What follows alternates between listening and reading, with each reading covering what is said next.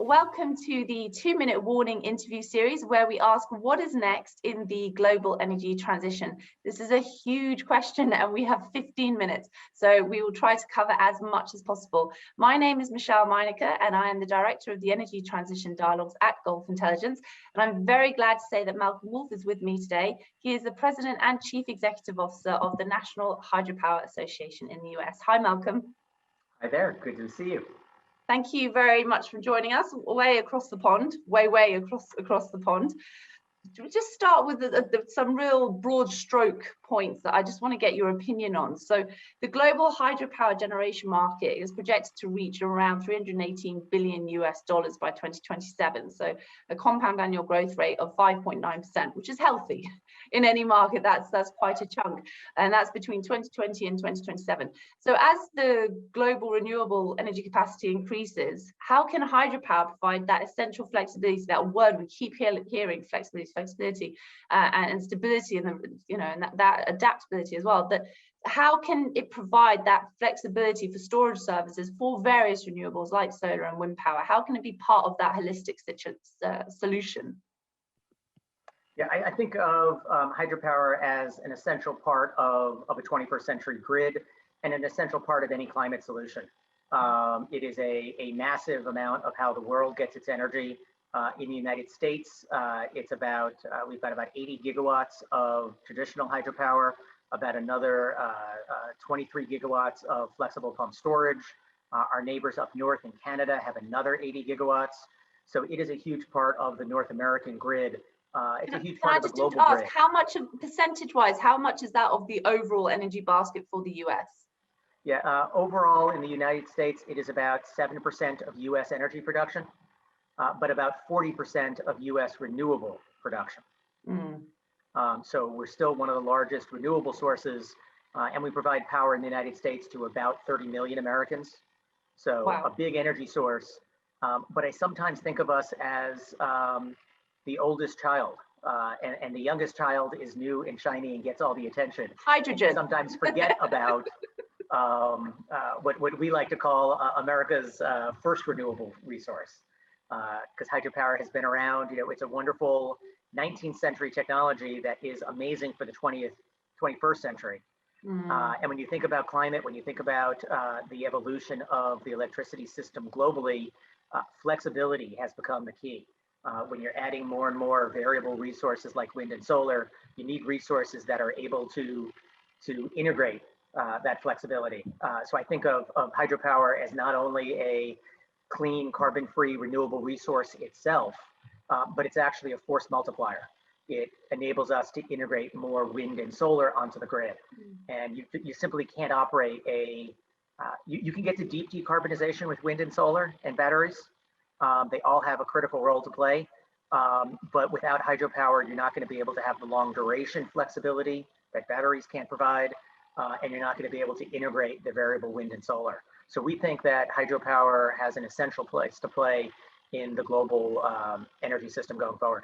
It is very much that key to the word I just used about being a holistic solution, and the holistic future when it comes to that energy basket and helping bring all those different options together. You just mentioned about a big 19th century technology that still very much has 21st century relevance, at 7% overall and 40% of the renewable basket. Why is that not higher? It seems so strange that as we're all struggling to try and reach these goals, and obviously there's been a lot of noise about it in the last year, but this is far from a new conversation. I've been covering it 15 years and there's still frustrations that have not evolved from that point. Why hasn't it been better leveraged, not just in the US, but as a global point? Why has this not been better leveraged?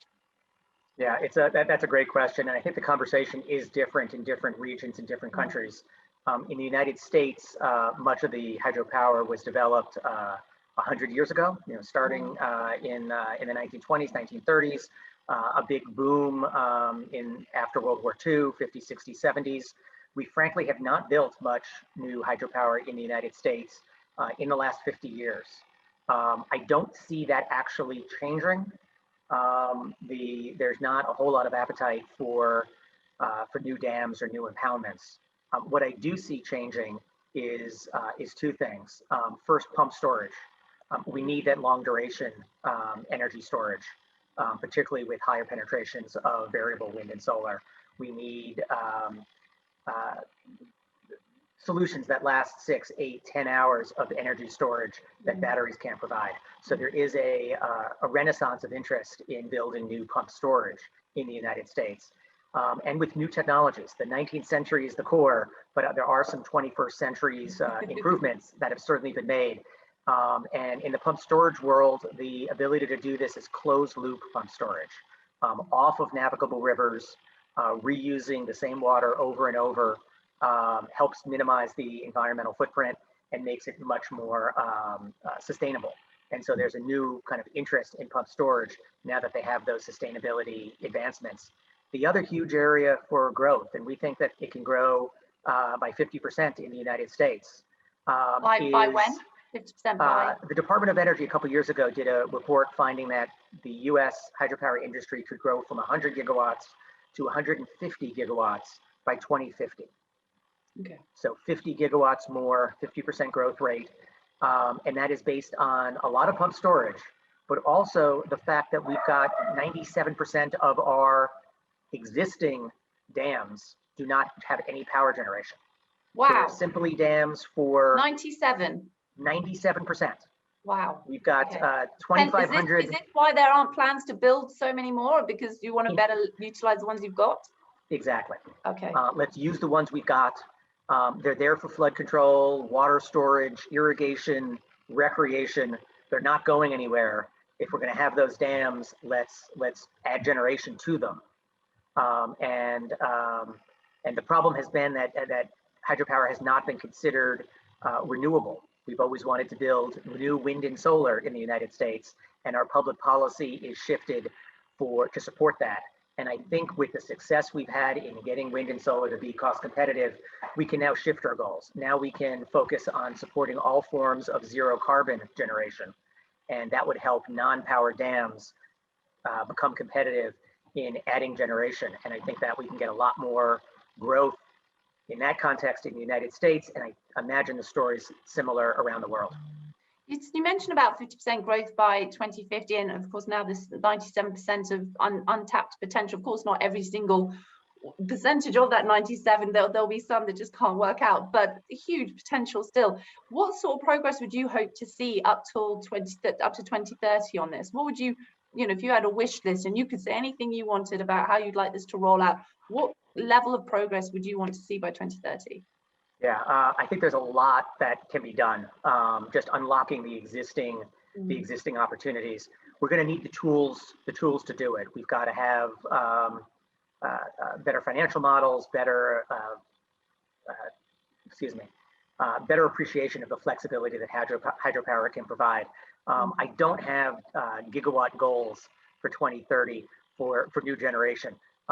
President Biden has been pushing very aggressively in his first few months in office for a 100% carbon-free grid by 2035. So in just 15 years, completely reverse, completely transition. That goal, I think, is a ambitious one. And certainly if we're going to reach it, we're going to have a lot more pump storage and a lot more non-power dam development in the United States. Do you see on that basis more money flowing in and more financial support flowing into this space? Or do you still think, as you just mentioned as well, getting that level of understanding and that emphasis on how critical it is to the overall picture, does that need to be changed first before you can start seeing greater capital flows? Yeah, I think I hope we're on the cusp of just exactly that. One of the barriers in the United States has been the perception that hydropower is somehow dirty, or somehow not as clean, not as carbon free as wind and solar. I think we've done a good job in overcoming that perception and in looking forward. So last October, the National Hydropower Association reached a joint statement with a number of the environmental, climate, and river groups talking about hydropower's role in the 21st century. And now we are working to translate that joint statement into action. And hopefully that will mean literally billions of dollars of new investment, both to maintain the existing infrastructure and for that new infrastructure using dams, but powering non-power dams, adding closed loop pump storage. I think if we treat hydropower on a level playing field with the other zero carbon technologies, and no longer have that stigma that it's somehow lesser, that investors are beginning to take notice. Does the Biden administration support that? You're seeing signs that when it comes to hydro specifically, obviously we know the broader climate plan, which I'd like to go in with you on a second about actually and get your view on that too. But when it comes to hydro specifically, does the Biden administration, is it showing clear signs that it does want to support that? That is a great question. I would say no, it has not yet shown clear signs, and we're frustrated about that. President Biden did give a speech a couple weeks ago outlining his infrastructure package, and hydropower was not mentioned at all. And as you're talking about dams, if you're talking about bridges and roads as kind of traditional infrastructure, hydropower and dams are just as much traditional infrastructure. They last, sometimes hundreds of years, providing low-cost, flexible power. So we were very disappointed in his speech, in that package did not include a significant role for hydropower, and we're working to change that. And you're confident that it's a case of education rather than a pointed rejection. It's just a case of getting it part of that conversation rather than. I think that's right. From our initial conversations with administration staff, that's correct. And there's also an issue in the United States, and frankly, I believe globally, the age of the infrastructure. A lot of these facilities can last hundreds of years, but you need to keep them up. And whether from a dam safety perspective or just from a efficiency perspective, you need to make those investments. And the public dollars have not been there. And so if we can level the playing field, if we could recognize that we need to invest in dam safety, in efficiencies, in flexibility, in environmental improvements, these facilities can last for another 50 years easily. And we're making that case to the administration and to Capitol Hill to include hydropower investments as part of the major new infrastructure initiative. Okay, excellent. And that we're talking there about the 2035 goal that Biden. That's right. That's exactly right. Okay, one other key element of that goal is a so-called clean energy standard, requiring that 100% of the power be provided from zero carbon technologies. A number of states have those similar standards, but they exclude hydropower. When they say 100% clean, they often mean just wind and solar. So we are pleased actually that the Biden administration does have a definition of clean energy that includes all forms of zero carbon technologies. So it's technology neutral, and hydropower would therefore qualify.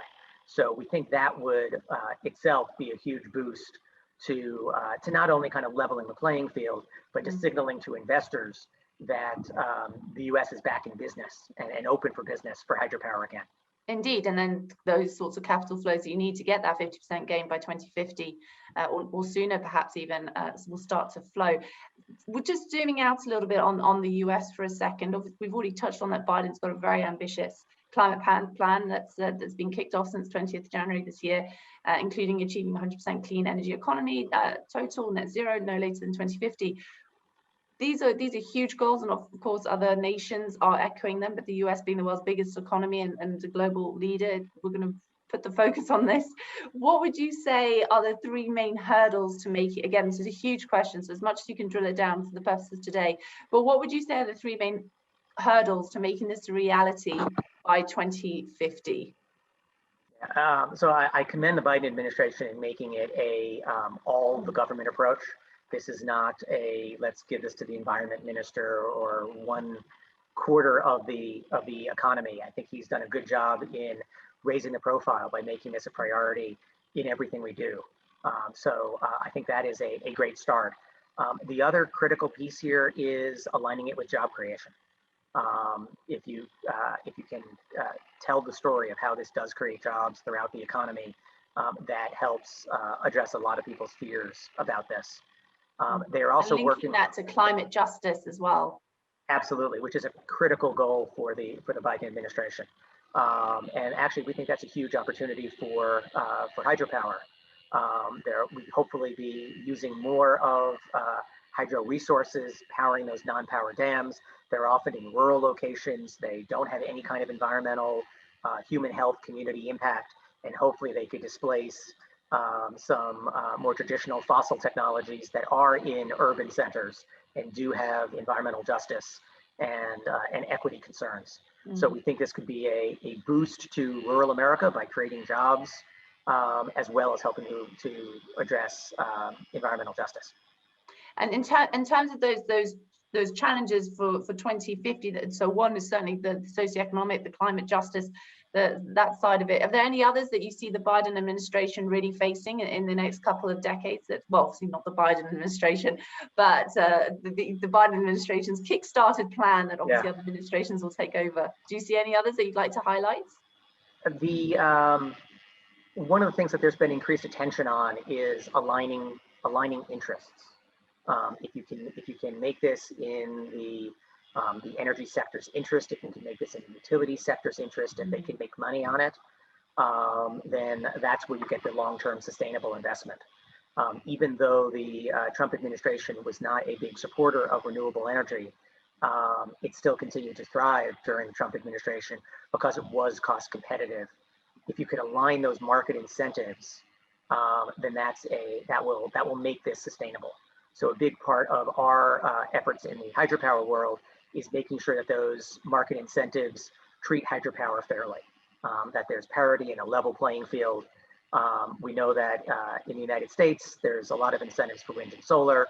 We feel like we need to get hydropower included, but also in market design. The way our competitive markets work, we often take for granted a lot of the attributes essential for the grid that hydropower provides, but we're not paid for. Whether it's black start capabilities, if the system goes down, how to restore it quickly, or ancillary services with spinning reserves and voltage support, the whole range of flexibility that hydropower provides. They provide those services, but they're not compensated for them. And in the long term, we've got to align those financial models and markets so that it can get paid for the grid services it provides. And then I think it'll have a bright future. Well, because their patience is going to run out, surely. That's exactly right. That's exactly right. And one challenge that no administration can address is the long construction schedule. It does take years to build a major new hydropower facility, even after you finish the licensing and everything else. Does that take years at an existing dam, or was that years including the construction of the dam? Yeah. It's much shorter if you've got the existing dam, but if you are building a powerhouse on an existing project, it's still a 1 or 2 year timetable. And compared to solar panels or a wind farm, it's a different time frame. So in the United States, we've got business models or financial models that really assume you're going to be able to go from beginning of construction to generation within a year or so. And that's just not the case for hydropower. But the technologies are also, wind and solar may only last for 15 years. I was about to say, but arguably, you wait a bit longer in the beginning, but it lasts a few decades more potentially. Many decades more. The first hydropower facility I saw was actually over 100 years old. Thomas Edison had visited that same facility, and one of the 3 generators was the original generator. Yeah, these facilities are incredibly cool. They last forever. They're an essential part of a community, but we compare them to the costs of a technology that's only going to be there for 10 or 15 years. Mm-hmm. And the financial markets have to figure out different creative tools to recognize that long duration investment. And a huge part of that is having the president incorporating that in a speech where all eyes and ears are on it to see what are the key markers that are going to be focused on. And having that broader support as well. And the broader support as well that we're building in the United States with the environmental and river community is hugely helpful. I think folks are realizing that the threat of climate is a bigger challenge to rivers. And we need to collectively take advantage of the flexible carbon-free generation that hydropower provides that will accelerate our solutions to climate and then be able to accelerate river restoration. And I mentioned earlier that hydropower is only 3% of the dams in the United States. A number of those 90,000 plus dams no longer serve a purpose. They might have been built for a mill that's been gone for generations. So we're shifting our focus as well to let's add power to the facilities that are providing essential purposes, and maybe we can remove dams that no longer serve a purpose. So we're finding ways to work with the river and environmental community, and I think together we're going to be able to accelerate the progress for everyone involved. And perhaps in some cases, obviously it's on an individual basis, but in some cases, removing those dams will give a few credits back from environmentalists, perhaps, who are worried about the impact of dams in the first place. And that could be a bit of a bargaining tool for goodwill.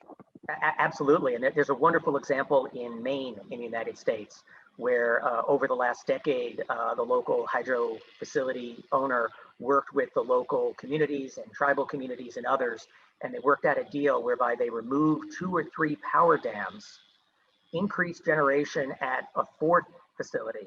So overall, the generation didn't change significantly, but they were able to open up hundreds of miles for salmon and for other fish.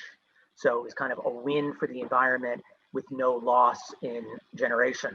And we're looking for those kind of win-win opportunities.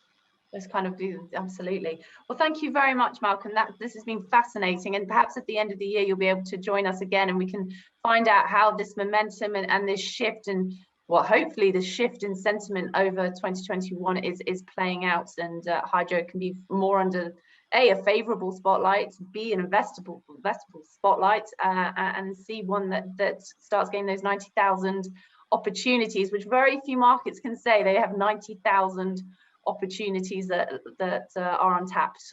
So I hope there's a big progress on that front. Thank you very much for joining us. And thank you very much, Michelle. I'd love to come back. Thank you.